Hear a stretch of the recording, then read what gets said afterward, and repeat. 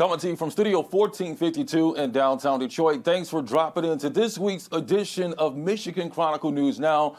I'm digital anchor Andre Ash. Time to get you caught up and dig into some of the top stories we've been working on this week on our website at michiganchronicle.com. Chanel Jackson entering the 12th congressional race this week. That race started to pile up a bit.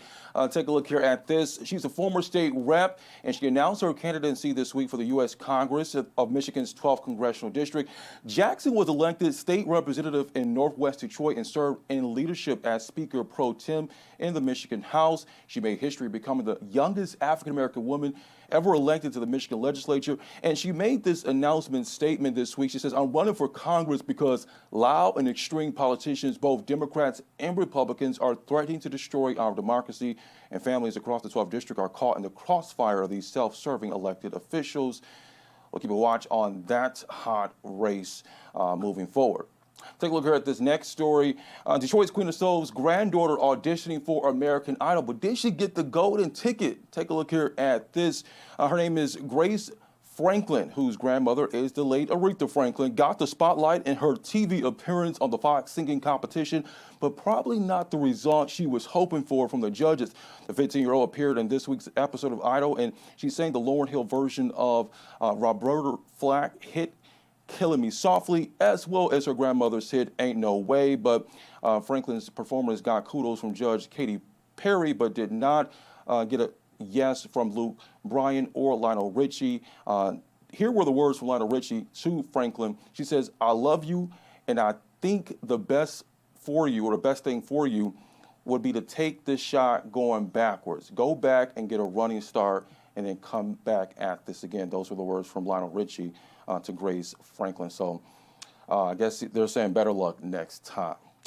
All right, take a look here at this next story, because now that Biden has announced his Supreme Court pick, it's getting a lot of people talking. Take a look here at this. We know that Ketanji Brown Jackson nominated as the first black woman to the Supreme Court. President Biden selecting her and also making that announcement during this week's State of the Union. Jackson, who is 51, is currently sitting on the D.C. Federal Court of Appeals and was considered one of the top front runners for the open seat. Jackson is a native of Florida and attended Howard University for both her undergraduate and law degrees. She also clerked for Justice Breyer, who is stepping down and retiring from the Supreme Court. Get into the paper. That is what we do each and every week. And now it's time to get into some of the top stories we're working on in this week's newspaper edition of the Michigan Chronicle. And here to talk with us more about that is our staff writer, Sherry Collade. What's going on, Sherry? Hey, Andre. Happy Women's History Month. How are you doing? Happy Women's History Month. You got the A1 front cover that goes into Black women and the fight for inclusion. Let's get a little bit into that. Yeah, so with Women's History Month unfolding, this is our special edition talking about Women's History Month issues that impact Black women specifically. And we cover DEI, diversity, equity, and inclusion initiatives, and how that just all ties into women, Black women especially being the double minority. And so we talk about how do DEI issues and initiatives help Black women or hurt them. And so it's an interesting topic for sure. Yeah, most definitely. And when you talk about Black women and inclusion, it's really a signature moment issue, because for a long time, women have been excluded from certain spaces, even in the workspace, but more specifically, Black women. So how key was it when you went into the story and getting quotes and talk with different people to make sure that, in 2022, Black women are included, an important part of the conversation? Exactly. It was awesome because we talked to experts who are Black women themselves, and they did a deep dive into what it means to being that type of double minority. And they cover how they show up as a Black woman. Do I speak, like proper English, so to speak? Do I speak corporate talk, or do I just show up as my authentic self?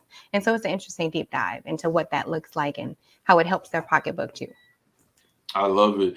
Let's get into Women's Health Matters section as we scroll a little bit into the paper.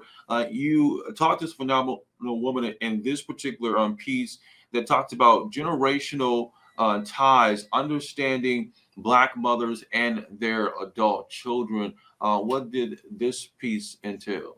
Yeah, so this one was fun. They were all just very hard-hitting stories, but they were also fun too, with an element of just the Black woman's take on it, how they feel about mothers and their children.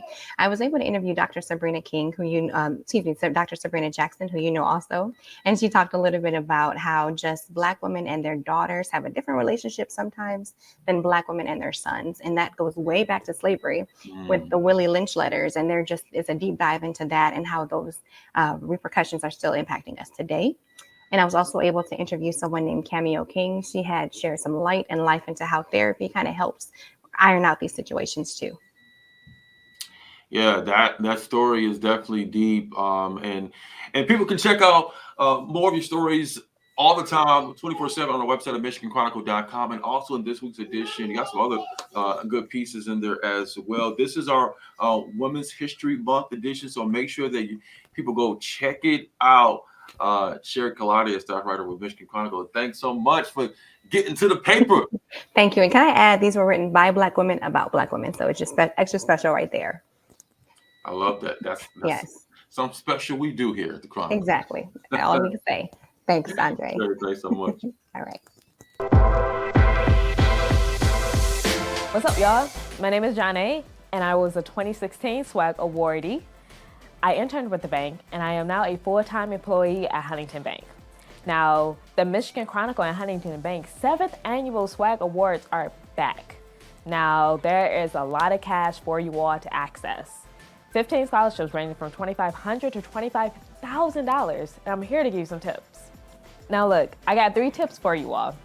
Tip number 1, you want to make sure you write a compelling essay. You may be thinking, how do you do this, right? Now you do this by telling your unique story about what makes you you and how you are a leader. Now number 2, you want to make sure you get a recommendation letter from a high school coach, teacher, counselor, basically anyone that really knows you well and can tell us about how great you are as a person. Now, number 3, you want to make sure you get your transcripts in before the deadline. And this year, the SWAG Awards are allowing you to have a video recording. Now, this will allow us to see your beautiful face and, of course, get to know you a little bit better, but it is not required. Now, the deadline for the application is April 1st, so do not be late.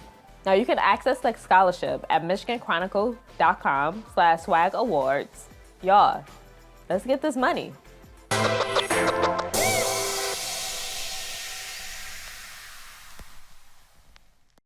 All right, welcome back to Michigan Chronicle News Now. You heard it.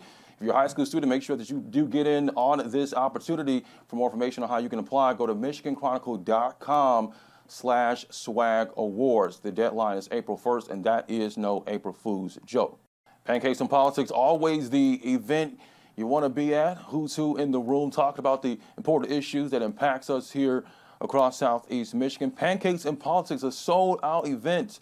Governor Gretchen Whitmer is our keynote speaker and one of our featured panelists, so you don't want to miss that. We'll provide updates on our website at MichiganChronicle.com, but yes, a sold-out event for sure. Another event that you want to make it to, and that's our Women of Excellence event. That is coming up. Tickets are still available to purchase. You can find out more by heading to our website at MichiganChronicle.com/WOE 2022. That is WOE 2022. And that's all the time for us. Thanks so much for tuning in and watching this week's edition of Michigan Chronicle News Now. I'm digital anchor Andre Ash. It's been good being here with you. Follow us anytime for news and stories at MichiganChronicle.com and also on our social, Facebook, Instagram, and Twitter at Michigan Chronicle. We'll see you back here next week.